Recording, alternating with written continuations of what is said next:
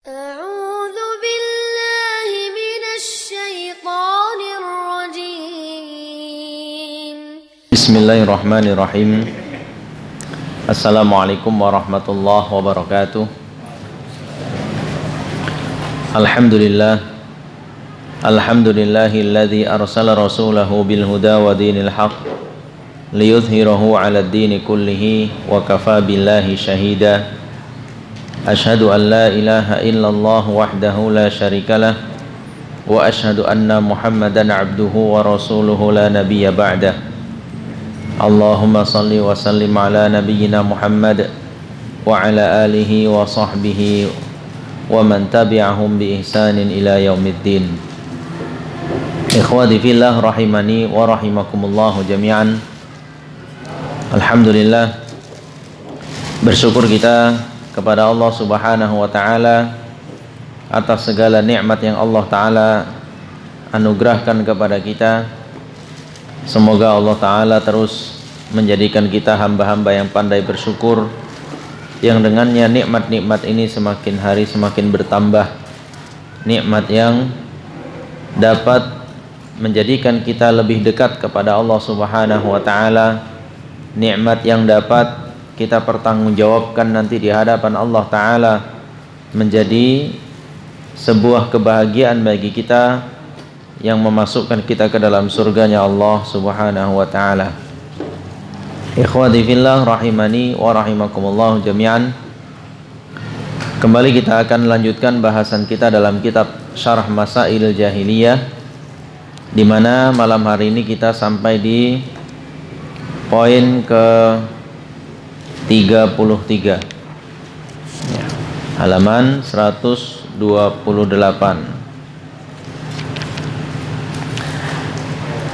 Qala al-muallifu rahimahullahu ta'ala,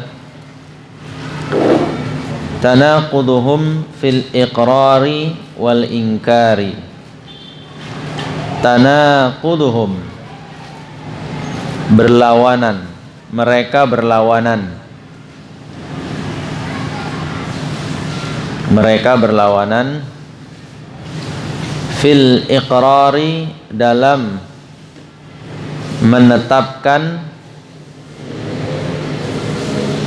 wal ingkari, dan mengingkari. Al mas'alatu tsalitsatu wa tsalatsuna, masalah yang ke-33. Ingkaruhum, pengingkaran mereka,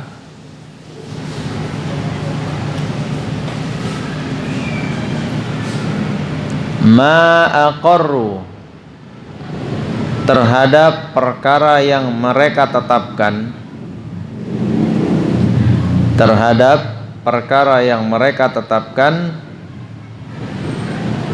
annahu min dinihim, bahwa hal itu termasuk agama mereka.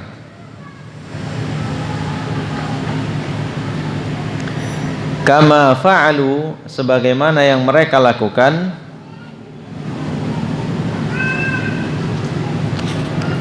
fi hajjil baiti, pada haji ke Baitullah. Faqala ta'ala, maka Allah ta'ala berfirman, wa may yarghabu 'an millati Ibrahim illa man safiha nafsah. Al-Baqarah 130. Wa man, dan siapa, yarghabu, yang enggan,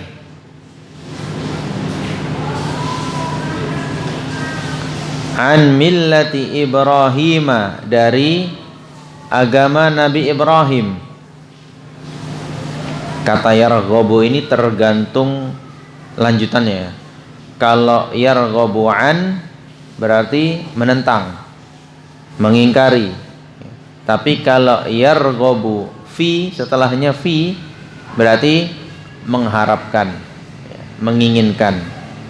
Nah itu, nanti jangan heran, katanya sama-sama yarghabu, kok artinya berbeda.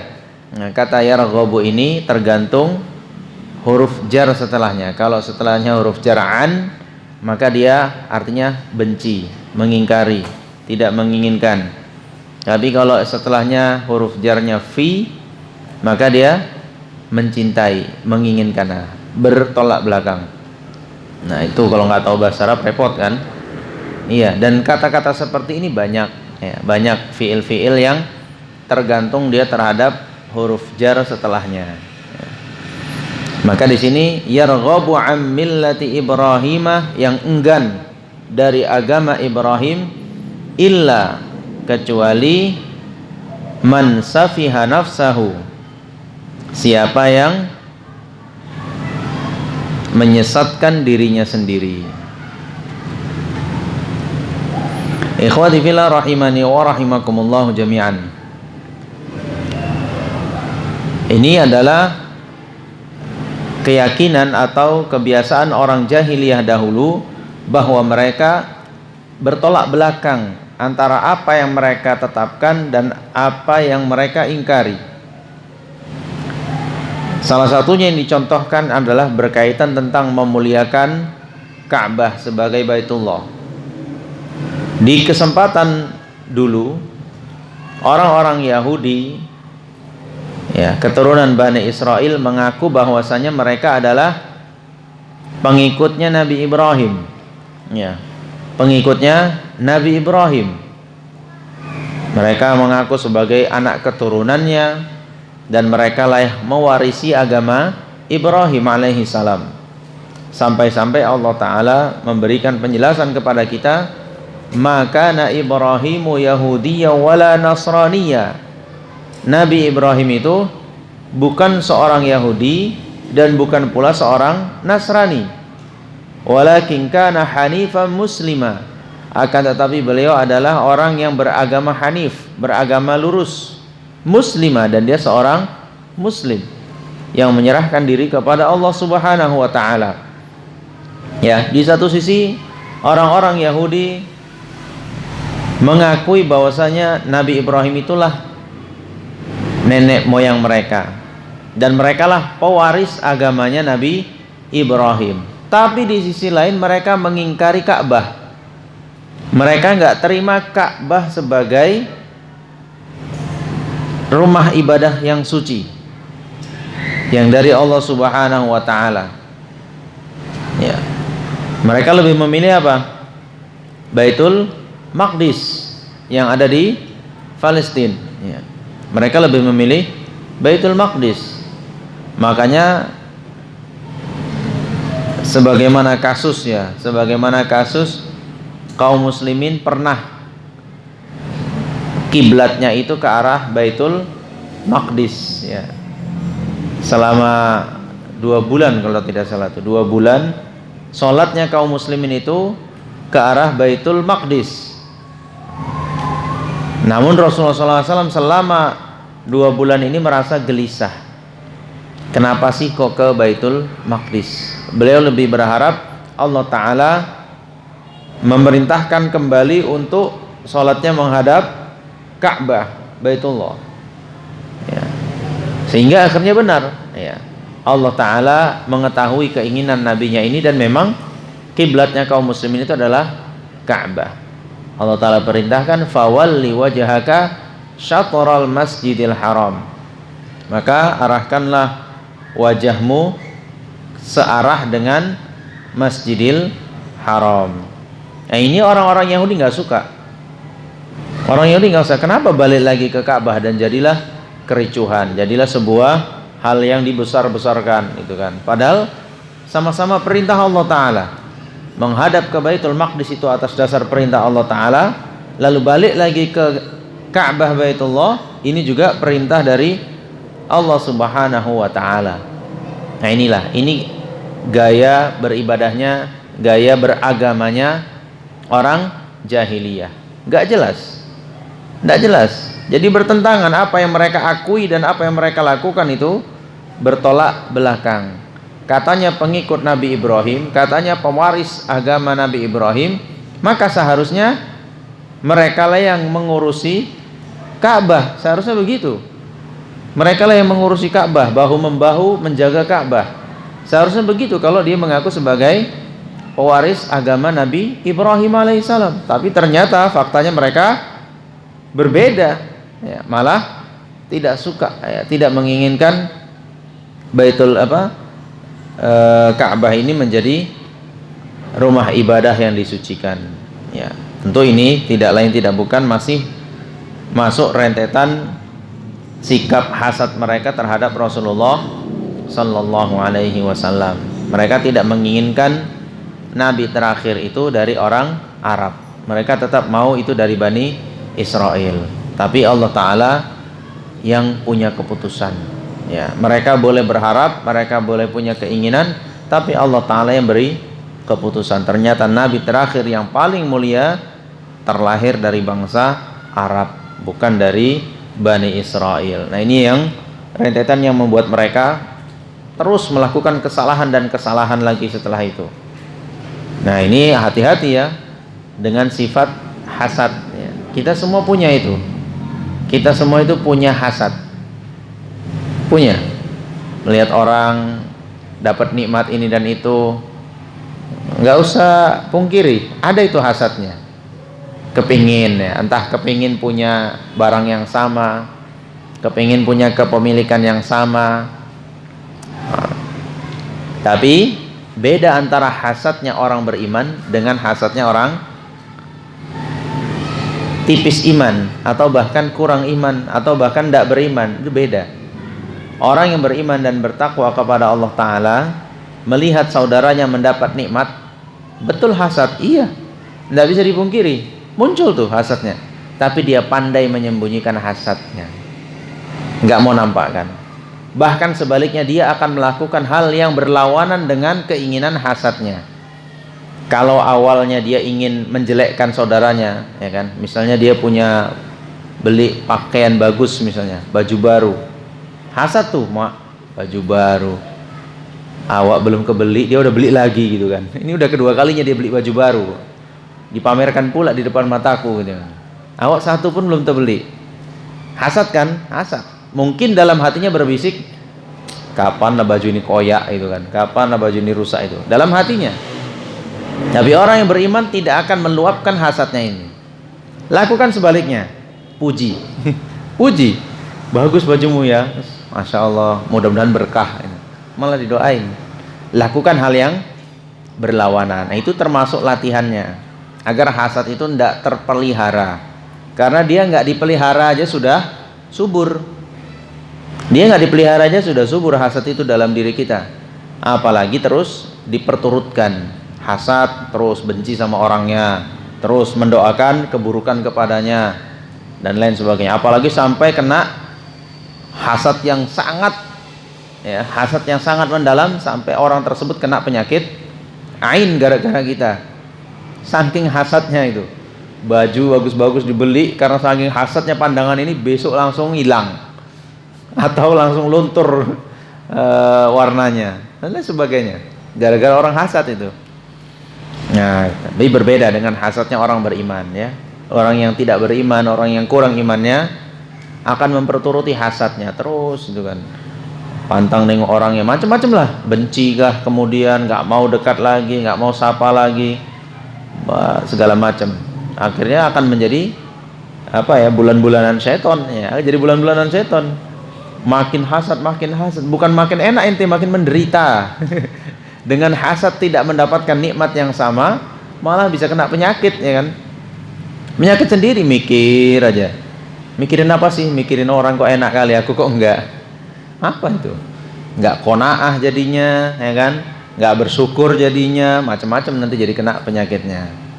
Maka hasad itu harus dilawan, ya. Jadilah seperti hasadnya orang beriman, pandai menyembunyikan hasadnya. Enggak dipungkiri kita punya, pasti ada. Tapi kita harus bisa menyembunyikan sebaik mungkin, atau bahkan kalau sanggup lakukan kebalikan dari dorongan hasad itu, agar hilang dia, biar hilang gitu, ya. Demikian. Nah, ini orang-orang Yahudi itu gara-gara hasad kepada Rasulullah SAW, maka berharap Nabi Muhammad itu celaka aja. Itu harapan mereka. Kapan Muhammad ini celaka? Kapan? Makanya dalam beberapa kesempatan mereka turut membantu kalau ada rencana pembunuhan kepada Rasulullah SAW. Mereka jadi tim sukses, terima itu, ya kan, terima, nggak peduli resikonya, sampai diusir Bani Quraidzah, ya kan, segala macam yang tinggal di sekitaran kota Madinah gara-gara itu hasadnya ketahuan. Nah, jadi hati-hati dengan penyakit hasad ini, ya, jangan diperturutkan, makin susah nanti hidupnya. Nah, kemudian ikhwati fillah rahimani wa rahimakumullah jami'an. Nah, ini balik lagi tadi, ya. Inilah cara beragamanya orang-orang jahiliyah, bertentangan antara apa yang mereka tetapkan dan apa yang mereka ingkari. Nah, ini berlaku juga untuk kehidupan kita sekarang. Ngakunya muslim tapi perbuatannya nggak Islam, nggak menunjukkan sama sekali seorang muslim. Ngakunya seorang muslim, ngakunya cinta Nabi SAW. Wah, baju cinta Nabi, punya topi cinta Nabi, ya kan, punya apa lagi, selawat Nabi, segala macam tuh. Tapi masya Allah, baca sholawat mungkin nggak hafal, ya kan, ajaran Rasulullah nggak dilaksanakan, ya, perintah beliau untuk kita meramaikan masjid diabaikan, kewajiban-kewajiban yang beliau sampaikan nggak dipedulikan. Cinta dari mana gitu kan? Cinta dari mana? Antum mau rupanya punya anak tuh, dia beli baju, apa bajunya tulisannya sayang Abi, sayang Abi. Beli buku, ya kan, buku cinta Abi, cinta Abi. Tasnya pun wah anak kesayangan Abi gitu kan, tapi kelakuannya masya Allah. Abinya minta tolong sikit aja nggak diturutin, jajan mau banyak, ya kan, sama abinya nggak sopan, ya kan, jelek-jelek abinya diceritain sama semua orang gitu. Kira-kira antum pilih yang mana? Atau pilih ada anak yang memang bajunya nggak tulisan cinta abi, ya kan? Memang tasnya nggak ada katakan sayang abi, nggak ada, tapi anaknya penurut, ya kan, apa yang kita harapkan padanya kebaikan itu dia mau lakukan, itu kan, ya memang. Dan anaknya juga bagus. Pilih yang mana? Pilih yang cuma ditulisan aja atau yang di dalam hati? Ya yang di dalam hati lah. Secara logika kita aja manusia biasa saja seperti itu. Begitulah bukti cinta seorang anak kepada orang tuanya. Bukan hanya ngomong, bukan hanya cerita sana sini, bukan hanya tulisan ini dan itu. Enggak. Buktikan dengan perbuatan. Begitu juga kita. Mengaku cinta kepada Rasulullah SAW, buktikan aja. Nggak usah banyak slogan-slogan, nggak usah banyak tempel-tempelan gitu kan, untuk membuktikan cinta ada kepada Rasulullah SAW. Buktikan aja dengan perbuatan. Apa itu? Ikuti perintahnya, jauhi larangannya, kerjakan ajarannya, laksanakan sunnah-sunnahnya, jauhi perkara-perkara yang beliau tidak sukai dari kita. Udah cukup. Itu sudah menunjukkan kita benar-benar cinta kepada Rasulullah SAW. Walaupun mungkin kita nggak punya baju yang tulisan cinta Nabi, walaupun kita nggak pasang spanduk sayang Rasulullah, nggak, walaupun mungkin kita nggak ikut-ikutan teriak-teriak gara-gara Rasulullah dihina, walaupun mungkin seperti itu, tapi kita pertahankan ajaran beliau SAW sampai akhir hayat kita. Itu baru cinta Nabi namanya. Nah makanya jangan seperti orang jahiliyah dulu, jangan seperti mereka. Apa yang mereka tetapkan bertolak belakang dengan perbuatan. Itu apa namanya? Ya, mengaku sebagai seorang muslim, ya kan, diperintahkan untuk tawaf di Baitullah, malah tawafnya di kuburan. Muslim dari mana itu? Perintahnya adalah tawafnya di Ka'bah, Baitullah. Laksanakan haji atau umrah, tawaf di sana. Baik tawaf wajib maupun tawaf sunnah, silahkan. Malah tawafnya di kuburan. Ya kan nggak benar namanya itu. Ya. Diperintahkan untuk i'tikaf di masjid, sunnahnya i'tikaf di masjid. Laksanakan sholat, baca Al-Quran, berzikir di dalam masjid, bukan di kuburan. Kenapa jadinya di kuburan? Kan bertolak belakang artinya. Kalau Anda mengaku sebagai seorang muslim, ya, jika mengaku sebagai seorang muslim, maka laksanakanlah ketentuan sebagai seorang muslim, yaitu melaksanakan perintah-perintah Allah Ta'ala dan Rasulnya SAW, dan menjauhi larangan-larangannya. Itu dia baru seorang muslim. Jadi nggak pala slogan-slogan. Nah ini ya, makanya sebagai seorang muslim mempertahankan tauhid, mempertahankan ajaran Rasulullah sallallahu alaihi wasallam, ini baru seorang muslim. Ya, jangan sebaliknya. Ngaku Islam tapi kelakuan kayak orang kafir. Apa itu namanya?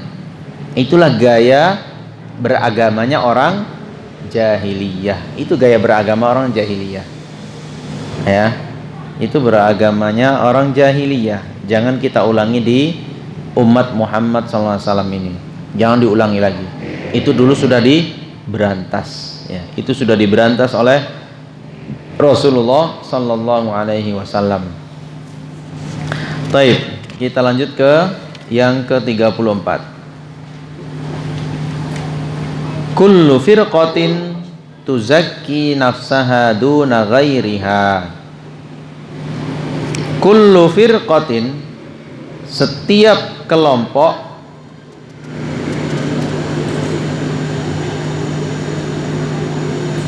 tuzakki, mensucikan,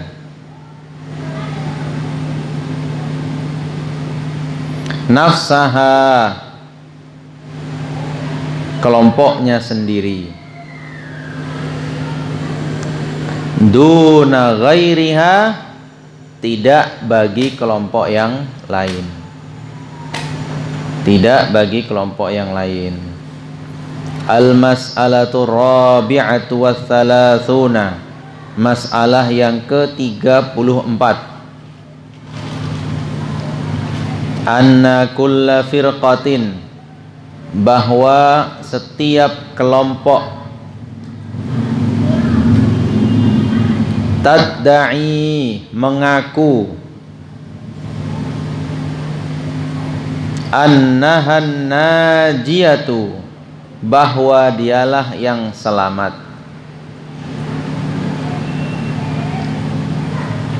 Fa'akdzabahumullahu, maka Allah mendustakan mereka.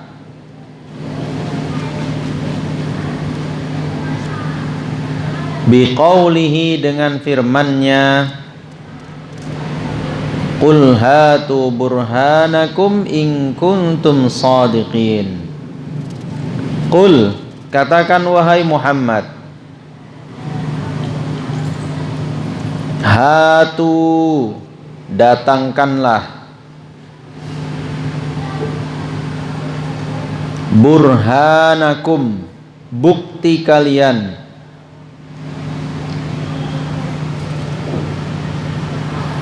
in kuntum, jika kalian, shadiqina, orang-orang yang jujur. Al-Baqarah 111. Thumma bayyana, kemudian Allah menjelaskan,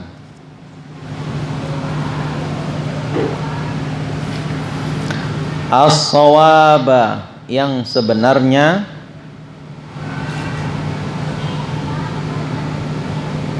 biqaulihi, dengan firman-Nya,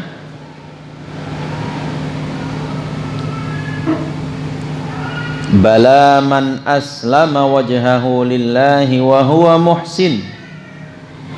Bala, benar, man aslama, siapa yang menyerahkan,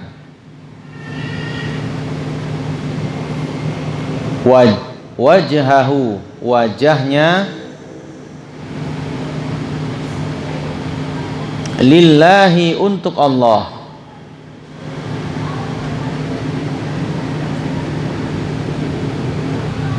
wa huwa muhsin, dan dia berbuat baik.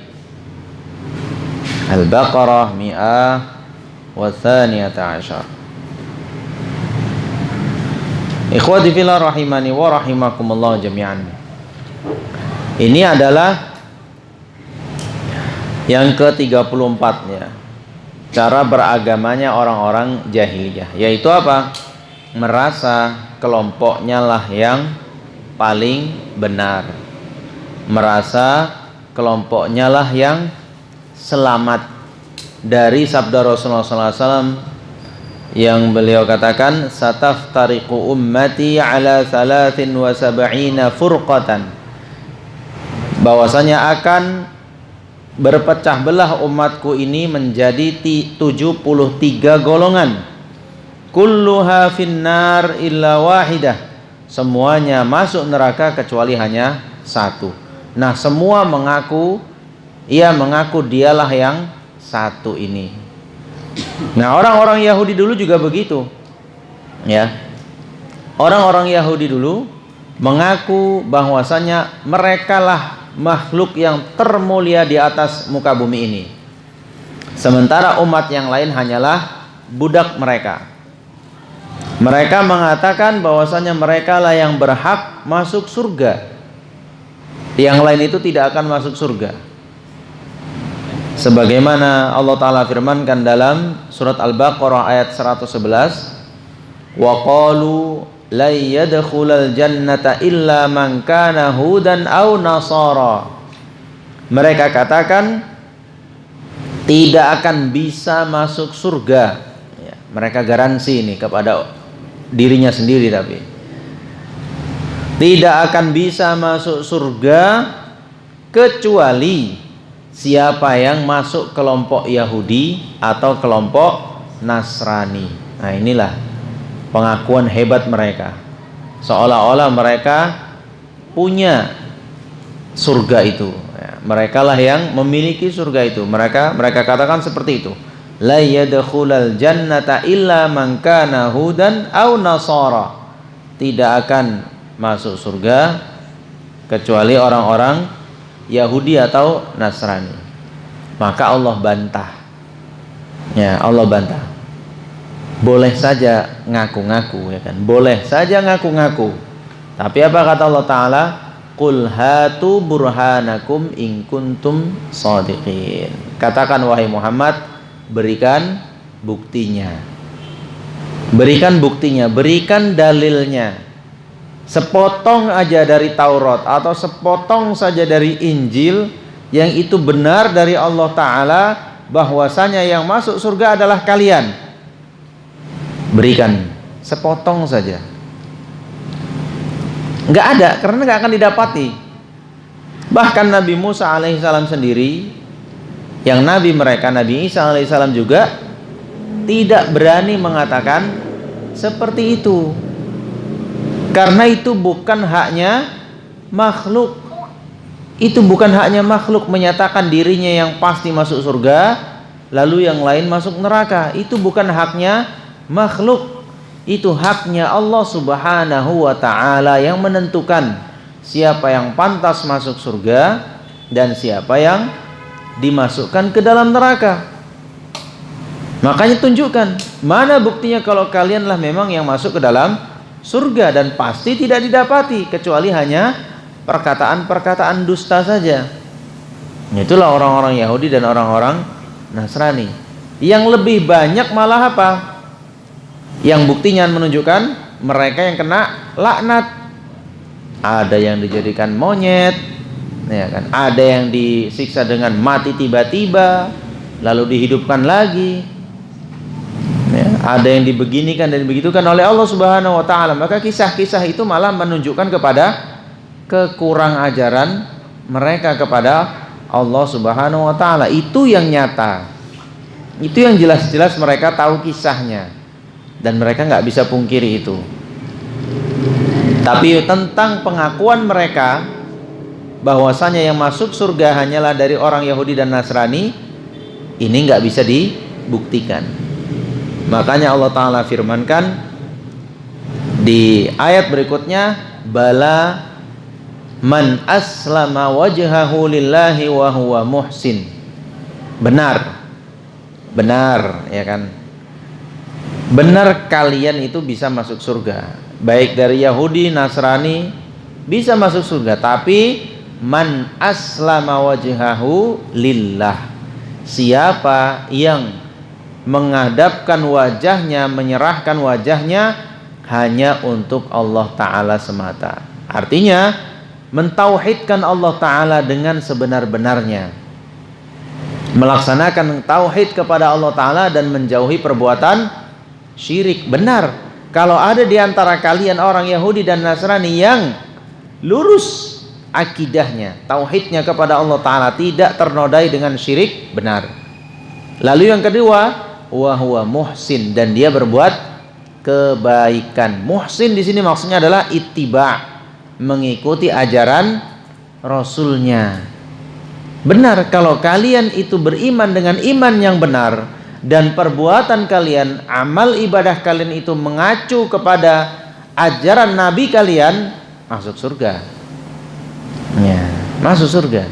Dan ini berlaku umum untuk semuanya, bukan hanya Yahudi saja, bukan hanya Nasrani saja. Kaum muslimin juga sama seperti itu. Gak usah ngaku-ngaku seorang muslim, kita kan Islam Ustaz, yang penting kan masuk surga. Bukankah Rasulullah SAW bersabda, man qala la ilaha illallah dakhalal jannah, siapa yang mengucapkan la ilaha illallah dakhalal jannah. Ini yang ucapkan Ustaz, la ilaha illallah, pasti masuk surga. Yakin ente gitu kan? Yakin. Apakah Anda yakin seumur hidup atau sebelum Anda mati, Anda tidak mengucapkan kata-kata atau melakukan perbuatan yang membatalkan la ilaha illallah itu sendiri? Yakin gak? Sama seperti misalnya sholat. Orang boleh-boleh saja mengaku sedang sholat. Kalau dia benar-benar dikatakan sah sholatnya ini jika tidak melakukan atau terjadi perkara-perkara yang membatalkan sholatnya. Kalau dia sholat lalu main pukul-pukulan balik lagi, pukul-pukul balik lagi, apa iya itu sah sholatnya? Walaupun dia mengaku sholat, ya kan? Sedang sholat lalu keluar, ya, buang angin, ya. Buang angin, tahu pula semua orang gitu kan, keras suaranya. Lalu masih sholat aja gitu, yakin mas sholatnya masih sah? Kan bakal diteriakin orang kan, sholat apa? Segede itu, ya, masih sholat aja. Cobalah, ada orang kayak gitu tuh di tengah-tengah masjid bersuara keras seperti itu, lalu nggak keluar dari jamaah, lanjut aja sholat. Setelah sholat kira-kira ditanya orang apa enggak, mas ulangin sholatnya itu kan, kenapa? Batal tuh, udah buang angin. Ah masa sih kan gitu. Enak aja bilang batal. Jahil kan namanya kan, jahil tuh. Nggak semudah itu kemudian mengucapkan la ilaha illallah. Benar Anda masuk surga kalau Anda mati dalam kondisi mempertahankan kalimat la ilaha illallah itu. Itu yang dijamin masuk surga. Dalam riwayat lain, man qala la ilaha illallah khalisan min qalbih, yang mengucapkan la ilaha illallah ikhlas dari hatinya. Dinyatakan ikhlas itu kenapa? Ketika hatinya benar-benar pasrah, ketika lisannya itu benar-benar mengucapkan penuh keyakinan, dan ketika dibuktikan dengan perbuatan, itu baru namanya mukhlisan min qalbihi, ikhlas dari hatinya. Itu baru benar. Jadi bukan hanya yang keluar dari lisan itu saja, tapi hati dan perbuatannya itu membuktikan kalau dia benar, pasti lisan dan perbuatan itu lurus, ya kan? Sama kayak orang bilang lapar, misalnya nih, lapar, bilang lapar. Antum bisa tahu dia benar-betul lapar ketika apa? Lihat gaya dia makan kan? Oh ya bener lapar nih kawan, itu kan? Sekali nyedok gitu kan, wah lahap sekali, bener lapar nih kawan. Tapi dia bilang lapar, jumpa makanan ogah-ogahan, makan pun sikit-sikit aja. Coba apa yang terbesit dalam diri kita? Ente bener lapar atau enggak sih? Tadi katanya lapar, enggak. Ecek-ecek aja. Ya betul, gitulah, itulah iman ecek-ecek. Ente bener enggak la ilaha illallahnya sih? Katanya la ilaha illallah, mengakui Allah Ta'ala adalah satu-satunya yang berhak diibadahi. Yang konsekuensi dari kalimat la ilaha illallah adalah salah satunya ta'ah, taat kepada Allah Ta'ala, melaksanakan perintahnya, menjauhi larangannya. Lalu ketika perintah Allah Ta'ala diabaikan, larangan Allah Ta'ala dikerjakan, apa nggak timbul pertanyaan, ente yakin tuh ngucap la ilaha illallah kemarin? Beneran atau cuma ecek-ecek aja itu? Nah, kan begitu. Ya benar, yang mengucapkan la ilaha illallah itu pasti masuk surga. Tapi yakin nggak Anda mempertahankannya sampai mati itu? Atau di akhir hayat rupanya Anda sudah berpaling, sudah berbuat syirik? Nah, itunya. Balik ke situ ya, ikhwati fillah rahimani wa rahimakumullah jami'an. Enggak penting pengakuannya, yang penting adalah pengakuan itu menjadi penting, ya kan? Pengakuan itu menjadi benar, menjadi nyata jika dibuktikan dengan perbuatan. Ada buktinya. Ada buktinya. Ya, jadi bukan hanya sekedar ucapan saja. Makanya Allah Ta'ala bantah orang-orang Yahudi dan Nasrani. Jadi bukan, surga itu bukan untuk Yahudi dan Nasrani saja, tapi untuk semua, baik Yahudi, Nasrani atau umat manapun, ya, umat manapun yang menyerahkan wajahnya kepada Allah Ta'ala semata, mengikhlaskan ibadahnya hanya untuk Allah Ta'ala semata, dan mengikuti ajaran Rasulnya.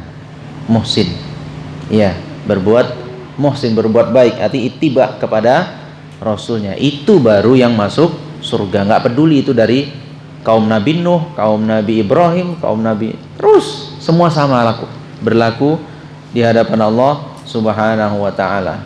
Nah,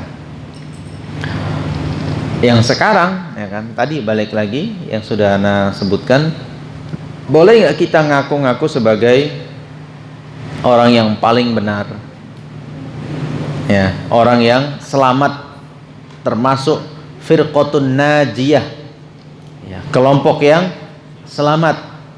Boleh nggak kita ngaku-ngaku sebagai firqatun najiyah? Boleh. Kalau ngaku-ngaku aja ya boleh. Boleh. Tapi pembuktiannya mana? Nah, itu dia. Pembuktiannya mana? Semua kelompok, ya kan, dalam Islam ini yang berpecah belah itu, jangan antum kira 73 golongan itu mengaku pasrah, iya kami yang salah. Itu nggak dapat itu. Itu semua 73 itu ngaku benar. Ke-73-nya itu ngaku benar. Mereka yang menghalalkan darah kaum muslimin ngaku benar. Mereka yang meniadakan sifat bagi Allah Ta'ala ngaku benar. Mereka yang meniadakan takdir dari Allah Ta'ala ngaku benar. Mereka yang begini dan begitu semua ngaku benar. Jadi jangan harap ada kelompok sesat yang ngaku sesat. Itu nggak dapat, Mas. Nggak dapat. Nggak ada kan? Ada kelompok sesat baru, lalu mereka membuat klarifikasi. Ternyata kami ini masuk yang 73 yang sesat. Kami inilah orang-orangnya. Ada kira-kira rame pengikutnya? Nggak ada. Semua ngaku benar. Sampai ngaku nabi aja pun ngaku benar. Begitu. Nah, tapi balik lagi. Hatu burhanakum. Mana pembuktian dari kalian? Pembuktian dari Rasulullah SAW adalah yang dikatakan firqatun najiyah, kelompok yang selamat, yang Allah Ta'ala masukkan ke dalam surga adalah yang Rasulullah SAW sebutkan dalam hadis lanjutannya adalah maka na'ala ma'ana alaihi wa ashabi, kelompok golongan yang berdirinya, tegaknya itu di atas aku yang lakukan hari ini bersama para sahabatku. Itu garansinya, itu burhannya, itu buktinya dari kita bahwasanya pengakuan sebagai firqatun najiyah itu bukan pengakuan kosong.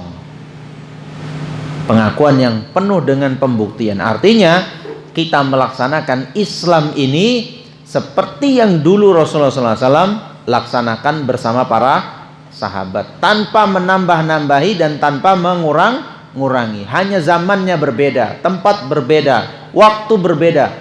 Benar, secara fisik kita tak sama, tempat tinggal tak sama, bahasa enggak sama, tapi pelaksanaan agama harus sama, nggak boleh beda-beda. Nggak ada Islam ala Arab, Islam ala Afrika, ala Asia, nggak ada yang begitu. Semua Islam sama, Al-Qur'annya sama, berbahasa Arab, Rasulnya sama dari bangsa Arab, Dan penerapan Islamnya juga sama. Tidak ada pembeda-bedaan. Nah, karena semua yang Allah Ta'ala perintahkan itu pasti bisa dilaksanakan. Pasti bisa dilaksanakan. Allah Ta'ala berfirman, la yukallifullahu nafsan illa wus'aha.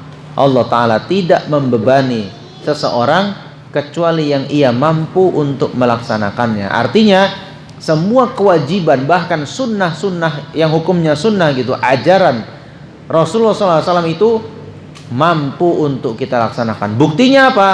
Seumur hidup itu Rasulullah SAW laksanakan.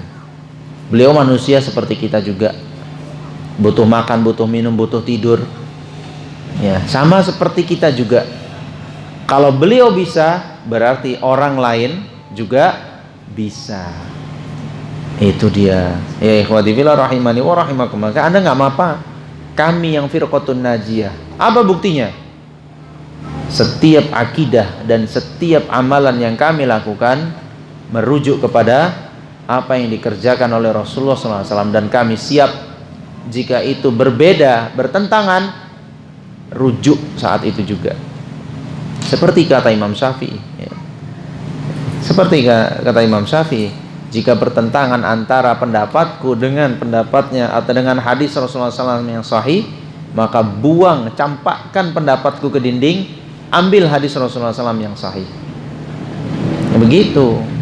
Jadi memang semua ngaku benar, ya kan? Jadi kalau antum dikatakan, dibilang orang, kau sok benar, ya kau ngomong itu kan sok benar juga, kan gitu. Kan dia nyalain kita maksudnya. Berarti dia juga merasa benar juga gitu kan.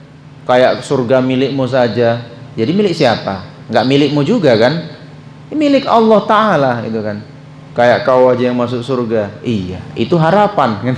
Itu harapan aku masuk surga, makanya mau ku ajak kau kan gitu. Ikhwati fillah rahimani wa rahimakumullah jami'an. Maka semua kita itu yang menjadi patokan, ya, patokan. Jadi bukan hanya sekedar omong kosong, merasa benar. Semua harus merasa benar, memang iya. Kalau Anda berpegang kepada Al-Quran, berpegang kepada hadis Rasulullah SAW, jangan ragu. Kalau ragu malah Anda yang aneh gitu kan. Kalau ragu udah tahu dalilnya dari Al-Quran, yang ia lakukan itu berdasarkan ayat Al-Quran atau berdasarkan sabda Rasulullah SAW yang sahih, masih ragu juga, ente yang rada kurang jadinya. Karena kebenaran yang mutlak itu hanya yang sumbernya dari Allah Ta'ala dan Rasulnya. Selebihnya enggak, ya.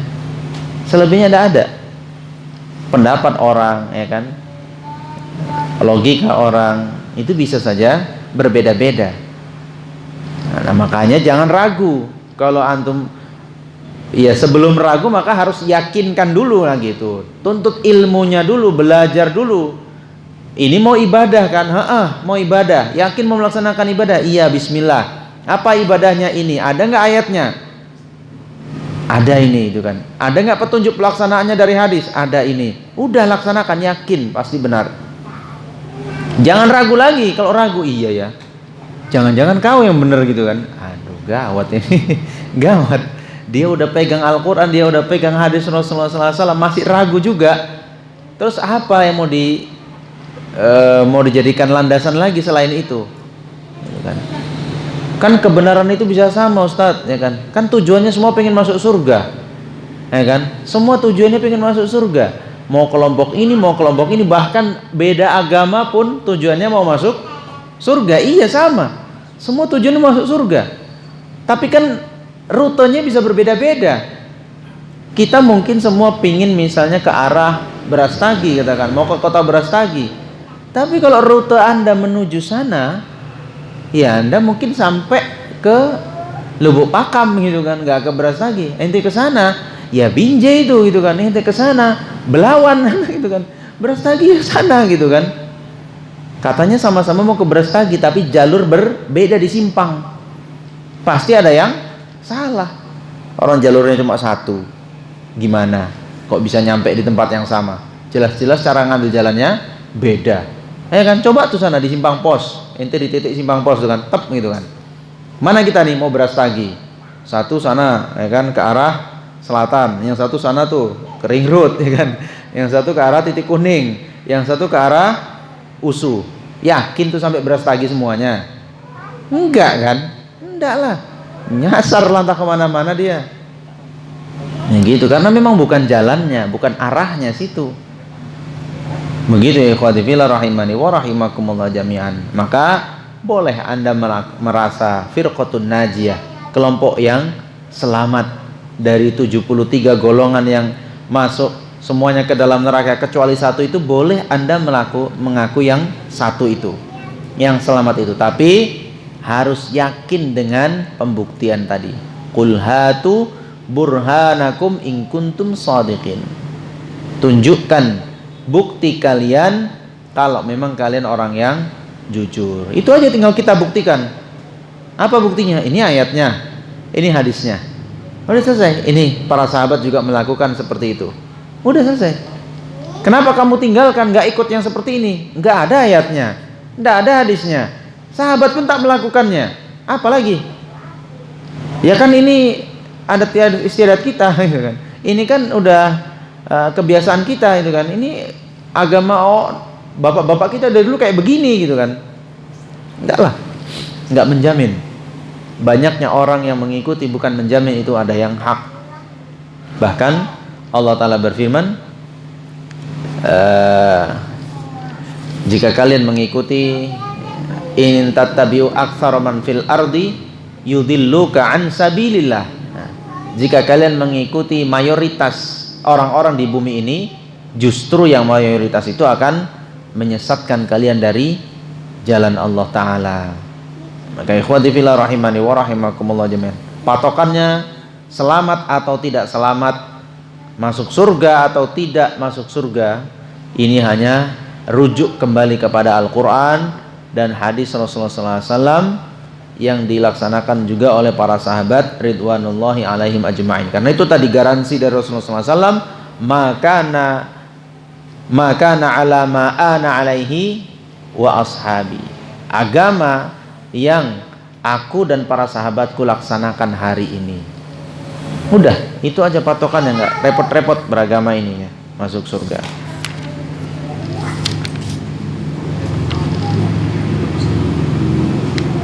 Baik, itu dulu ikhwati fillah rahimani wa rahimakumullah jami'an ya. Tadi poin yang ke-33 adalah bertentangan ya antara apa yang mereka akui, apa yang mereka tetapkan dengan apa yang mereka ingkari. Ya, tidak sesuai dengan apa yang diakui, dengan apa yang mereka tetapkan untuk diri mereka, tidak sesuai dengan perbuatannya, mengingkarannya. Lalu yang ke-34 tadi adalah mengaku bahwasanya kelompoknya lah yang paling benar, tapi tidak ada bukti ya, hanya pengakuan begitu saja. Tapi demikian ikhwati fillah rahimani wa rahimakumullah jami'an yang bisa Anda sampaikan, mudah-mudahan bermanfaat bagi kita semua. Aqulu qawli hadza wa astaghfirullah li wa lakum innahu huwal ghafurur rahim. Ada pertanyaan? Nggak ada? Baik. Kalau tidak ada, kita cukupkan. Kita tutup majelis ini. Subhanakallahumma bihamdik asyhadu an la ilaha illa anta astaghfiruka wa atubu ilaik. Wassalamualaikum warahmatullahi wabarakatuh.